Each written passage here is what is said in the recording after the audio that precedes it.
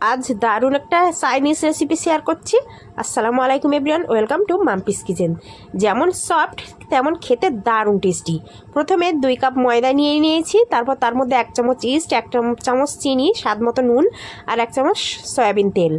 তারপর এটাকে ভালো করে কুসুম গরম পানি দিয়ে মেখে 10 মিনিটের জন্য রেস্টে রেখেছিলাম। তারপর এটা ভালো করে বেলে নিয়েছি, তার মধ্যে পাস্তা পিৎজা সস, মেয়োনিজ আর টমেটো সস দিয়ে ভালো করে চামচের সাহায্যে এইভাবে দিয়ে দিয়েছি। তারপর দিয়েছি তৈরি করে রাখা পুর, আর বড় ভিডিও অলরেডি আপলোড করে দিয়েছি, তোমরা অবশ্যই সেখান থেকে দেখে নিতে পারো।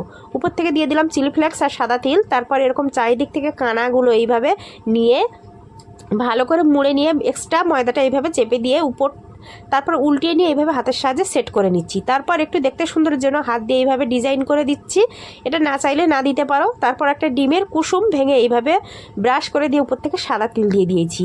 তারপর আগে থেকে একটা ছিদ্র বাসনে তেল মাখিয়ে রেখে তার উপরে দিয়ে দিলাম। তারপর পানি, এইভাবে ফুটন্ত পানি, পানি আগে থেকে রেখেছিলাম, তার উপরে এইভাবে বাসনটা দিয়ে দিয়েছি। 10 মিনিট বেক করে নিলেই রেডি আমাদের এরকম একটা সুন্দর রেসিপি। তো রেসিপিটা কেমন লাগলো অবশ্যই কমেন্টের মাধ্যমে জানিও। ভালো লাগলে লাইক, কমেন্ট, শেয়ার, আর অবশ্যই এই রেসিপিটা একবার হলেও বাড়িতে তৈরি করে খেতে পারো।